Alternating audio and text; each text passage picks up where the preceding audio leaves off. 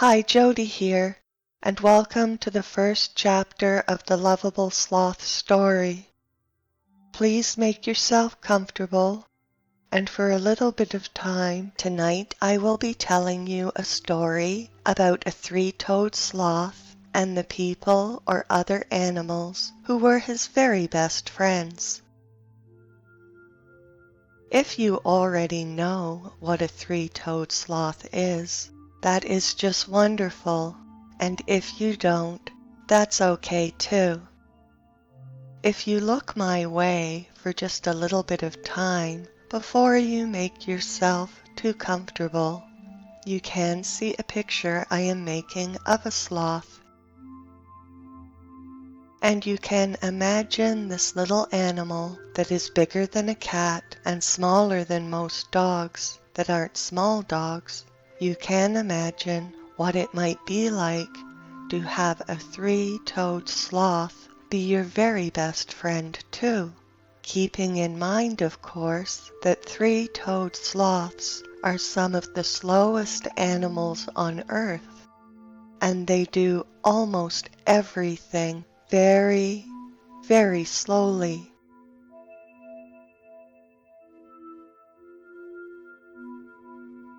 And now, if you would like, you can make yourself comfortable.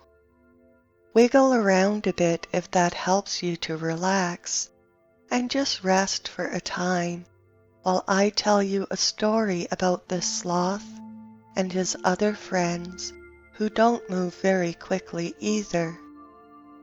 We can begin by taking a nice deep breath in and let it out like this. Having another wiggle about because that's fun too. Snuggle in and close your eyes if you feel like it. If you don't, that's perfectly okay. You can always close your eyes later when you would like to have a much clearer imagination.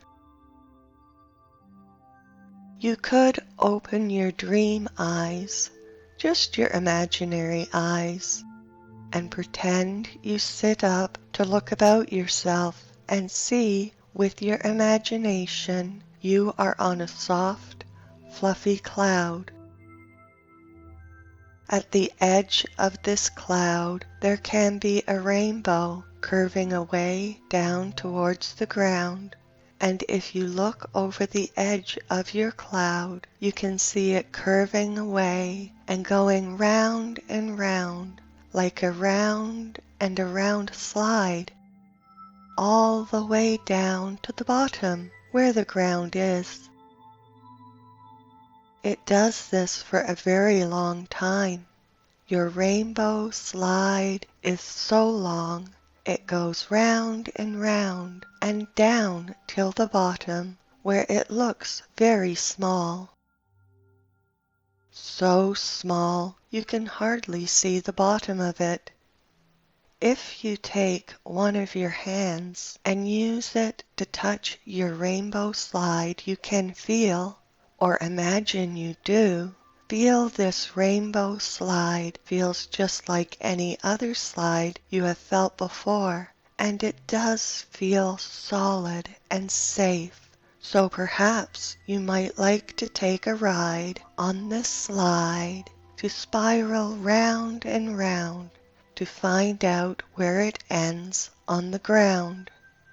You get yourself into position as you already know how to do this very well, and then you give yourself a little push to help yourself on your way. And round you slide on this giant slide, smoothly gliding in large circles, always sliding in the right direction for now, and the right direction for now is sliding round and round, always going downwards towards the ground. First you enjoy the fresh air and the feelings that come with flying out into the middle of nowhere, and then as you go round and round, Through the fresh air you become aware you are getting closer and closer to the ground, where you already know there is something interesting and fun waiting for you. Round and round you go till you look down over the edge towards the ground to see the bottom of the slide, because you can see the bottom of the slide now, and at the bottom of the slide is a garden with a white path winding through it, and at the bottom of the slide is what looks like a tiny stone cottage, but it is getting a little bit bigger as you are getting closer to this cottage and this garden. Beside the garden there is a pond, and in the middle of this pond there is an island, and in the middle of the island there is a willow tree that looks as if it is melting into the pond.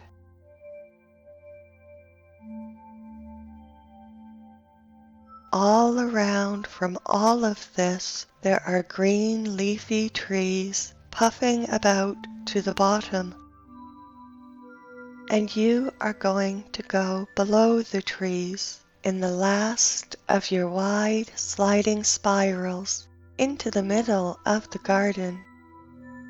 And in the middle of the garden, where the slide ends, there is a path made of little sparkling white stones. And the path bends this way and that, but you can see it if you follow the path that bends this way and that. It will take you to the porch of the old stone cottage, where there are a few old stone steps for you to go up, so you can see what or who it is on the shady porch wrapped around the front of this old stone house, mostly covered with shaggy ivy leaves. And here we are, with the last little bit of your slide ending at the pretty stone path, and you finish up landing on your feet like you always knew that you would. So now you are free to make your way along your path. And as you walk along your path, you can look around the garden to see there are many of your favorite flowers here, and some that are more beautiful and exotic than any flowers you have ever seen before. And where you are going is to the front porch, and at the front porch you can already see there is an older lady there, rocking back and forth, slowly rocking back and forth on a white rocking chair, warm, comfortable, and wrapped in a colorful shawl and blanket with something gray and furry on her chest, wrapping its long, furry arms and legs about her. You go up the few old stone steps to be on the porch with her, and you see beside her there is a chair for you, and the chair for you is a rocking chair too, made of dark wood and carved with pretty patterns, and on this chair for you to sit on is a red velvet cushion. So you sit on this chair, almost beside and almost across from the older woman with the long gray hair, and she is smiling at you while humming a lullaby tune to her soft, shaggy friend. She is rocking back and forth, and you rock back and forth as well, making yourself completely comfortable. You close your eyes, already knowing she is going to tell you a story, and you are not disappointed because soon she stops humming and begins to speak. Once upon a time, she says, a long time ago, my friend here, who is a three-toed sloth, lived not very far away from here with his mother and his father. I will tell you what he looked like because he is too sleepy to show you right now, because he is taking his afternoon nap, and it would be best if we let him rest for this time. He was just the size he is now, no bigger or no smaller, as he has always been the size he is now. He has always been just a little bit bigger than a large house cat, and just a little bit smaller than a medium-sized dog. He has always been a monkey-like creature with long, shaggy arms and legs, but being a three-toed sloth, as he always has had 3 fingers on each hand and 3 toes on each foot, all with these long curving nails that help him hold on to things or get around. One thing that is special about three-toed sloths is that they are the slowest animals on earth. They can't or don't do anything very quickly. And this sloth is no exception. He likes to sleep a lot and always has, or perhaps sometimes he is, moving so slowly we think he is taking a nap, when what he is really doing is taking a break or waiting to make his next move. Of course, there was a time when he was a baby that he may have been smaller than he is now, but that time isn't what the story is about, so it is safe to say that he has always been this size. He lived with his parents then, in the time that is not really about this story, and was and is well loved. When he grew bigger, and that is to the size that he is now, he would go out with his parents to look for food. This wasn't difficult to do, because sloths like to eat all kinds of things, and this one lived in a place not very far from here, where there were all kinds of things to eat. There were times when they were extremely lucky, when they would come across picnickers who would often throw away the best treats. Sometimes they would throw away apple cores, half-eaten sandwiches, or even potato chip crumbs. If a picnic was spotted, one of the sloth family would be chosen to go on what they like to call the mad dash. The mad dash, to get to the treats before they spoil or are eaten by birds. You can probably already guess a mad dash by a sloth takes a very long time, so it is important to spot the picnickers as soon as they arrive to have any chance of making it to the treats. This is what was happening today, or the day I am telling you about, when the family chose this sloth to go on a mad dash while his mother and father took a nap. They told him to wake them up when he was back, and soon were fast asleep. Our sloth took off as fast as he could, and within an hour was crawling across the grass towards a man, woman, and a little girl wearing shorts and a t-shirt with her hair in pigtails. After an hour is over is usually when the picnickers pack up and leave, but these ones were taking their time, lying around on the blanket or chasing each other around on the grass. For a moment Sloth worried that at this pace he would be all the way to the blanket while the picnickers were still there. As he moved a little bit closer and saw what was on the blanket, he decided it might be a good thing if he did make it to the blanket before this feast of rare and delicious foods was taken away.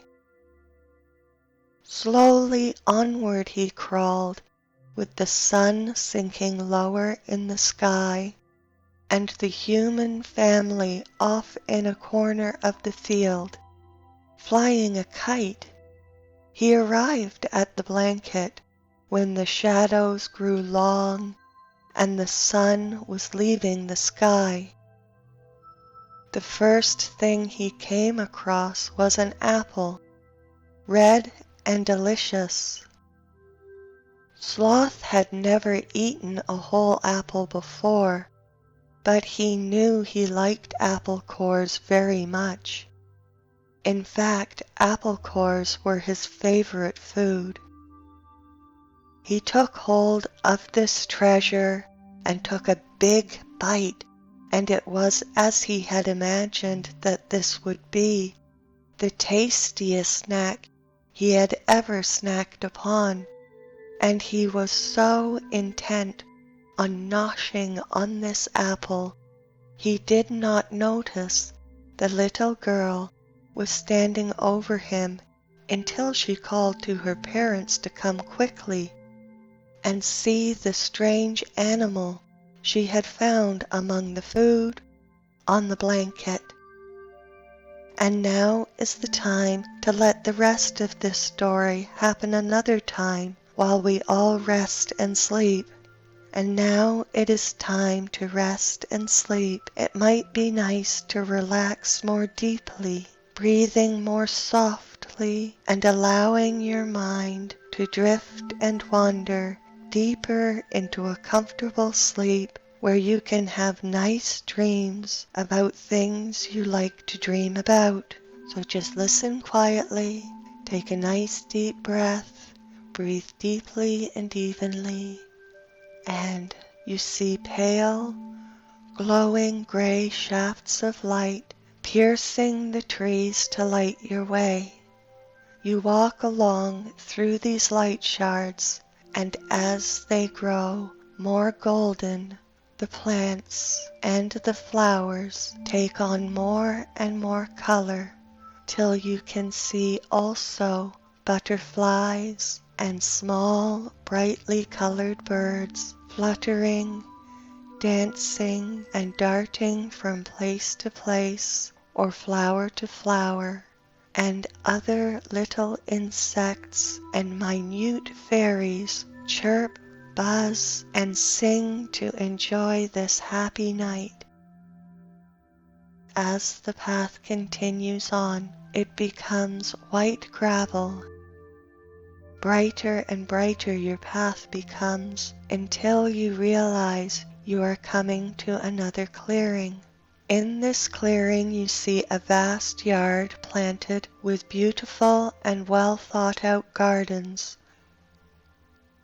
threaded through and interlaced with the gravel path you are standing on right now, to know it is winding around with no real destination or plan other than to take one to places where the most beautiful things are. To the left, not too far away, is an old stone cottage sporting a deep, shady porch wrapped around the front of it and shaggy with deep green ivy. Across the yard there is a small pond.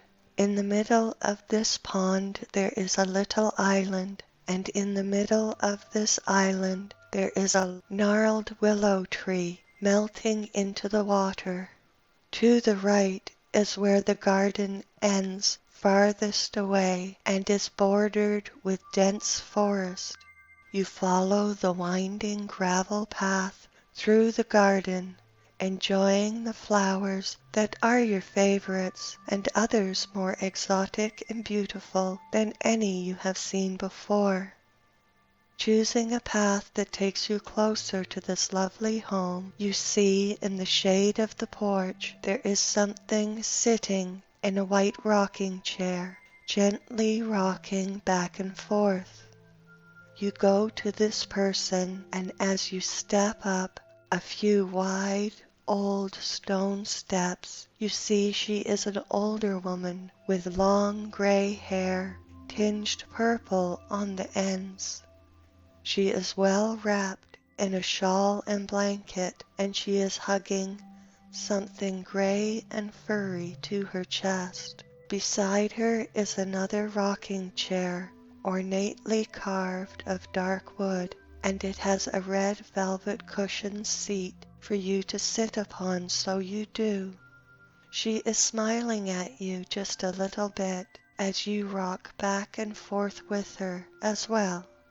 You ask her what the furry thing is that is bigger than a house cat, smaller than a medium-sized dog, and facing away from you, with its round, fuzzy head over her shoulder. This, she says, holding up a furry arm from around her neck to show 3 very long and not too sharply pointed fingernails, is a 3-toed sloth, and he is my best friend. And if you would like, she continued, I will tell you the story of how we met and why he is here, right now, being my very best friend. You say yes to show your approval of the idea of listening to a story and settle into your comfortable chair, ready to spend some time relaxing and listening to an interesting story about the adventures of a sloth and a kindly old woman who would like to tell it to you.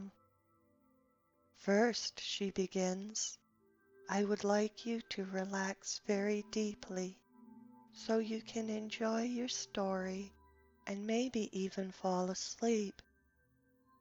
If you would like to fall asleep, and if not, that's okay too. It will be more than good enough and perfectly fine for now for you to just relax and enjoy allowing your mind to drift and wander for a time, so you can listen some more some other time, and because now is a time that is perhaps a really good time to go to sleep, perhaps for a few minutes more, you can just close your eyes and listen to something very relaxing while you drift off to sleep. So good night for now.